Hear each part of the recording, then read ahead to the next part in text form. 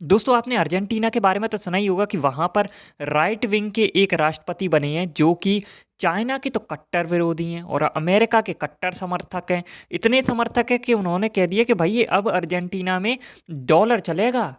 अब उन्होंने अपनी करसी करेंसी खत्म कर दी कि नहीं भैया अब तो डॉलर ही चलाएंगे। अच्छा ये सब बात की बात है, हमारे लिए क्या था? हमारे लिए अभी तक ये न्यूज़ थी कि जो चाइना वहाँ पर कब्जा कर रहा था धीरे धीरे धीरे धीरे, वहाँ की जो माइंस वगैरह है और भी चीज़ों पर अपना हक जमा रहा था।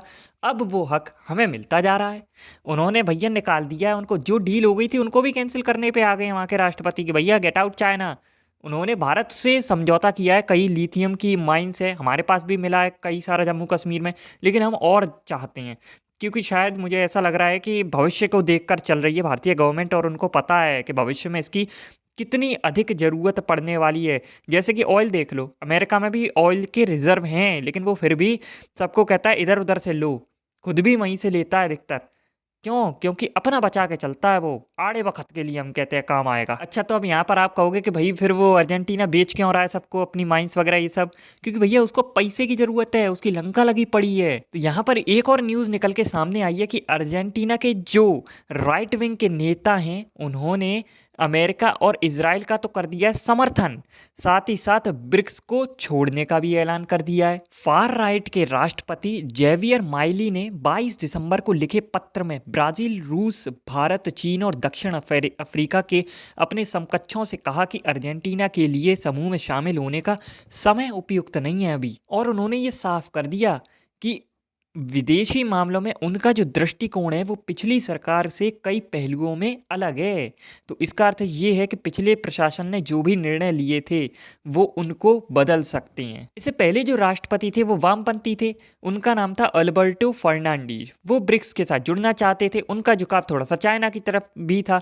और एक और कारण है जुड़ने का, क्योंकि जो ब्रिक्स है उसकी जो जीडीपी है वो 25% का योगदान दे रही है पूरे वर्ल्ड में। तो ये बहुत होता है दोस्तों। और आपको पता है कि भाई सबसे बड़ी आबादी ब्रिक्स में, क्योंकि इसमें चाइना आ गया, भारत आ गया, पाकिस्तान आ गया, तो हम सब भाई बड़ी आबादी वाली कंट्रियां हैं। और दूसरी चीज़, भारत और चाइना बहुत तेज़ी से ग्रो कर रहे हैं, हमारी जीडीपी सबसे ज़्यादा है।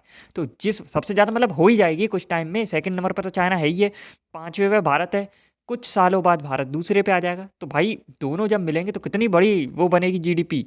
जो माइली हैं इन्होंने अपने अभियान के दौरान न केवल पश्चिम के समर्थन की नीतियों पर जोर दिया है बल्कि चीन और पड़ोसी ब्राज़ील पर निशाना साधा है, क्योंकि वो क्या है कम्युनिस्ट विचारधारा वाले हैं।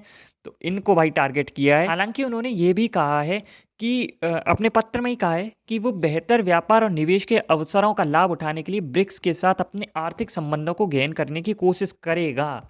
पर देखते हैं क्या होता है। देखो चाइना से तो उसका 36 का आंकड़ा है, और अगर वो पश्चिम समर्थक हैं तो भाई यूएसए उन्हें चाइना की तरफ कभी जाने नहीं देगा। हाँ लेकिन ये है कि वो जैसे भारत के साथ अपने व्यापार को अच्छा कर सकते हैं, हमें माइन वाइन दे रहे हैं और भी काफ़ी सारी चीज़ हमें एक्सपोर्ट कर सकते हैं, हमसे इंपोर्ट कर सकते हैं, तो उन्हें भी काफ़ी फ़ायदा मिलेगा। अच्छा ब्रिक्स बहुत अच्छा संगठन बन सकता है, बट चाइना जैसे यार इसकी लंका लगा के मारेंगे। क्योंकि देखो जो अच्छे देश हैं उनको तो ये लेते कम है, जैसे कि अर्जेंटीना हो गया, इटली हो गया, ये सब अच्छे देश थे, इनसे अच्छे रिश्ते बना के रखते हैं यार, अपने ही अपना फ़ायदा मत देखो, उनका भी देखो तो काम अच्छा रहता। लेकिन ये इनको तो निकाल रहे हैं, और लेकिन को रहे हैं पाकिस्तान। भाई वो जहाँ जाता है उसको बर्बाद करता है, उसका काम ही यही है। तो तुम इनसे ले रहे हो, इनको अपने में ले रहे हो, ये क्या करेंगे? भीख मांगते रहेंगे तुमसे, तुम पैसा देते रहना, तुम्हें बर्बाद कर देंगे। तुमने इन्हीं ने चाइना वालों ने देखे तो देखा सीपैक, क्या मिला तुमको? घंटा। एक और चीज़ होती है विश्वास, विश्वास इन पे माइनस में भी नहीं कर सकते हैं। ये कब अमेरिका की गोद में बैठ जाएंगे, कब वो तालिबान की गोद में बैठ जाएंगे, कब ये फ़िलिस्तीन की गोद में बैठ जाएंगे, कब ये इसराइल की गोद में बैठ जाएंगे। आपको पता ही होगा इसराइल को भी वेपन सेंड किए हैं, तो इनका कुछ पता नहीं रहता ये किसकी साइड है। तो माइली ने क्लियरली कहा है भाई कि हमारा जो जियो पॉलिटिकल गठबंधन है वो संयुक्त राज्य अमेरिका और इजराइल के साथ है, और ये भी क्लियर कर दिया है कि हम कम्युनिस्टों के साथ गठबंधन नहीं करने जा रहे हैं। लेकिन मैं आपको फिर कहना चाहूंगा, ये जियो पॉलिटिक्स है, आज क्या है तो कल क्या होगी। कल हो सकता है वो अमेरिका को लात मार के चाइना की गोद में बैठ जाए। हालांकि बताया जा रहा है कि इन्होंने अपने देश के लिए कई साहसिक आर्थिक सुधार भी किए हैं। इनकी इकोनॉमी जो है वो यार बहुत ही ज़्यादा बुरी हालत में है।